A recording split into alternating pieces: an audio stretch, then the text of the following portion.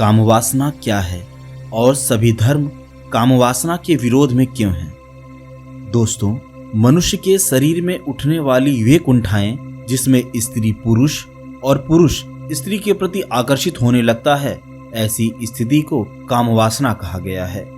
इस स्थिति में व्यक्ति स्त्री के प्रति इतना आकर्षित हो जाता है कि वह उसे भोगना चाहता है। ऐसे ही स्त्री भी पुरुष को भोगना चाहती है। वैसे तो कामवासना पर भी बहुत सी किताबें लिखी गई हैं जिसमें कामवासना को सर्वोच्च माना गया है, परंतु धर्म के ठेकेदारों ने कामवासना का विरोध करते करते उसे इतना निंदित बना दिया है कि कोई भी व्यक्ति यदि वासना में पड़ता है तो उसे गलत ही ठहराया गया है।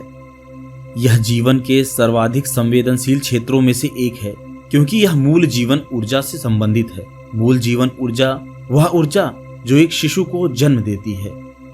कामवासना यह शब्द ही अत्यंत निंदित हो गया है, क्योंकि समस्त धर्म उन सब चीजों के दुश्मन हैं जिनसे मनुष्य आनंदित हो सकता है। इसलिए काम इतना निंदित किया गया है। बस इतना ही नहीं, ओशो ने कामवासना पर बहुत खुलकर बोला है। उन्होंने कामवासना को उच्च श्रेणी में रखा है, क्योंकि यह कामवासना व्यक्ति की मानसिक स्थिति को कंट्रोल करती है। जब एक व्यक्ति कामवासना से ग्रसित हो जाता है तब उसे उसके चारों ओर केवल वासनाएं ही नजर आती हैं, और जब तक वह वासना को भोग ना ले उसके भीतर नए नए विकार पैदा होने लगते हैं। ये वही विकार हैं जिससे मनुष्य गलत रास्ते पर चला जाता है, और गलत रास्ते पर चलकर वह गलत कदम उठा लेता है। आज के इस आधुनिक और मॉडर्न युग में भी कामवासना को लोग निंदित रूप से देखते हैं। धर्म के ठेकेदारों ने तो उसको गलत ही साबित कर दिया है, क्योंकि उनका स्वार्थ इसमें था कि लोग दुखी रहें। उन्हें किसी तरह की शांति, थोड़ी सी भी सांत्वना और इस रूखे सूखे मरुस्थल में क्षण भर को भी मरुधान की हरियाली पाने की संभावना शेष न रहे। धर्मों के लिए यह परम आवश्यक था कि मनुष्य के सुखी होने की पूरी संभावना को नष्ट कर दिया जाए, क्योंकि धर्म के ठेकेदार तभी कार्य कर सकते हैं जब मनुष्य दुखी हो, परेशान हो, उसके भीतर तरह तरह की कुंठाएं पनप जाएं, तभी तो उनका काम बड़ी कुशलता से चलेगा। धर्म के ठेकेदारों का इसमें भी एक लालच था, क्योंकि वे तुम्हारे मन को किसी और दिशा में मोड़ना चाहते थे। वे तुम्हें परलोक की ओर ले जाना चाहते थे, और यदि तुम सच में इस कामवासना से आनंदित हो उठोगे तो इस परलोक की चिंता कौन करेगा? परलोक के अस्तित्व के लिए तुम्हारा दुखी होना अत्यंत आवश्यक है। इस परलोक और स्वर्ग की कल्पना का कोई अस्तित्व नहीं है। उसका अस्तित्व तो केवल तुम्हारे दुख में, तुम्हारी पीड़ा और तुम्हारे विषाद में है। दुनिया के सारे धर्म तुम्हारा अहित करते रहे हैं। वे ईश्वर के नाम पर सुंदर और अच्छे शब्दों की आड़ में तुमसे और अधिक पीड़ा और अधिक संताप और अधिक घृणा और अधिक घाव पैदा कर रहे हैं। वे प्रेम की बात तो करते हैं, मगर तुम्हारे प्रेम पूर्ण हो सकने की सारी संभावनाओं को मिटा देते हैं। ओशो कहते हैं, मैं काम का शत्रु नहीं हूं। मेरी दृष्टि में काम उतना ही पवित्र है जितना जीवन में शेष सब कुछ पवित्र है। असल में ना तो कुछ पवित्र है और ना ही कुछ अपवित्र है। जीवन एक है, सब विभाजन झूठे हैं, और काम जीवन का केंद्र बिंदु है। क्योंकि काम जीवन का केंद्र बिंदु है, इसलिए तुम्हें समझना पड़ेगा कि सदियों सदियों से क्या होता आ रहा है।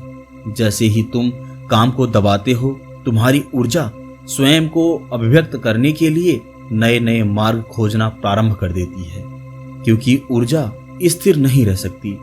जीवन के आधारभूत नियमों में से एक सत्य यह है कि ऊर्जा सदैव गत्यात्मक होती है। गतिशीलता का नाम ही ऊर्जा है। वह रुक नहीं सकती, ठहर नहीं सकती। यदि उसके साथ जबरदस्ती की गई और एक द्वार बंद किया गया तो वह दूसरे द्वार को खोल लेगी, लेकिन उसे बांधकर नहीं रखा जा सकता। यदि ऊर्जा का स्वाभाविक प्रभाव अवरुद्ध किया गया तो वह किसी अप्राकृतिक मार्ग से बहने लगेगी। यही कारण है कि जिन समाजों ने काम का दमन किया वे अधिक संपन्न और समृद्ध हो गए। जब तुम काम का दमन करते हो तो तुम्हें अपने प्रेम पात्र को बदलना होगा।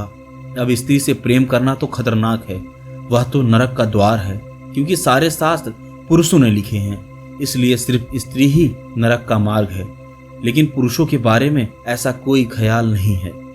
आप देखेंगे कि आज के आधुनिक युग में सबसे ज्यादा उन्नत सभ्यताएं ही पुरुषों के साथ काम वासना को प्राथमिकता दे रही हैं। पुरुष पुरुष के प्रति आकर्षित होने लगा है।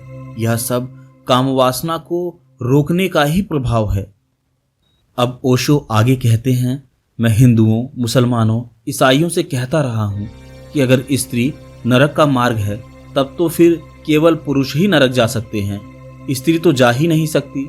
मार्ग तो सदा अपनी जगह रहता है, वह तो कहीं आवागमन नहीं करता, लोग ही उस पर आवागमन करते हैं। यूँ कहने को तो हम कहते हैं कि रास्ता फला जगह जाता है, लेकिन उसमें भाषा की भूल है। रास्ता तो कहीं आता जाता नहीं, अपनी जगह आराम से पड़ा रहता है, लोग ही उस पर आते जाते हैं। यदि स्त्रियां नरक का मार्ग हैं तो निश्चित ही नरक में केवल पुरुष ही पुरुष भरे होंगे, नरक सिर्फ पुरुषों का क्लब होगा। ओशो इसके आगे यह कहते हैं कि स्त्री नरक का मार्ग नहीं है, लेकिन एक बार तुम्हारे दिमाग में यह गलत संस्कार बैठ जाए तो तुम किसी और वस्तु में स्त्री को प्रक्षेपित करने लगोगे। फिर तुम्हें कोई और प्रेम पात्र चाहिए। धन तुम्हारा प्रेम पात्र बन सकता है। लोग पागलों की तरह धन दौलत से चिपके हैं, जोरों से पकड़े हैं। क्यों? ऐसा है ना? इतना लोभ और लालच क्यों है? क्योंकि दौलत ही उनकी प्रेमिका बन गई। उन्होंने अपनी सारी जीवन ऊर्जा धन की ओर मोड़ दी है। अब यदि कोई उनसे धन त्यागने को कहे तो वे बड़ी मुसीबत में पड़ जाएंगे। फिर राजनीति से उनका प्रेम संबंध जुड़ जाएगा। राजनीति में सीढ़ी दर सीढ़ी ऊपर चढ़ते जाना ही उनका एकमात्र लक्ष्य हो जाएगा। प्रधानमंत्री और राष्ट्रपति पद की ओर राजनीतिज्ञ ठीक उसी लालसा में देखता है जैसे कोई प्रेमी अपनी प्रेमिका की ओर देखता है। यही तो विकृति है। कोई व्यक्ति किन्हीं और दिशाओं में जा सकता है, जैसे शिक्षा, तब पुस्तकें उसकी प्रेम की वस्तुएं बन जाएंगी। कोई आदमी धार्मिक बन सकता है, तब परमात्मा उसका प्रेम पात्र बन जाएगा। तुम अपने प्रेम को किसी भी काल्पनिक चीज पर प्रक्षेपित कर सकते हो, लेकिन स्मरण रहे उससे तुम्हें परितृप्ति नहीं मिल सकती। इसीलिए ओशो कहते हैं कि कामवासना जीवन का वह अभिन्न अंग है जिससे जीवन का चक्र चल रहा है। यदि सभी कामवासना से दूर हो जाएं, तो क्या यह जीवन चक्र आगे बढ़ पाएगा? बिल्कुल नहीं। इसलिए कामवासना का दमन न केवल व्यक्ति के लिए बल्कि उसकी शारीरिक और मानसिक स्थिति के लिए भी नुकसानदेह है। सभी धर्म इसलिए ही कामवासना को गलत मानते हैं, क्योंकि यदि व्यक्ति भोग विलास में पड़ जाता है तो वह परमात्मा का पूजन नहीं करता, परमात्मा से प्रेम नहीं कर पाएगा, क्योंकि उसने स्त्रियों में ही प्रेम ढूंढ लिया है और वह स्त्री ही उसे परितृप्ति की ओर ले जाएगी। आप किसी और चीज में अपनी ऊर्जा को मोड़कर संतुष्ट नहीं हो सकते। सफलता जरूर पा सकते हैं। परितृप्ति का केवल एक ही मार्ग है और वह मार्ग है स्त्रियों से प्रेम, कामवासना में डूब जाना। जब आप बहुत अधिक कामवासना में डूब जाएंगे तो यह कामवासना स्वयं छूट जाएगी और आप परितृप्त होकर किसी और रास्ते पर जा सकते हैं। फिलहाल आपके जो भी कामवासना से रिलेटेड प्रश्न हैं आप नीचे कमेंट सेक्शन में पूछ सकते हैं। मिलते हैं किसी और वीडियो में किसी और नई जानकारी के साथ। तब तक के लिए नमस्कार।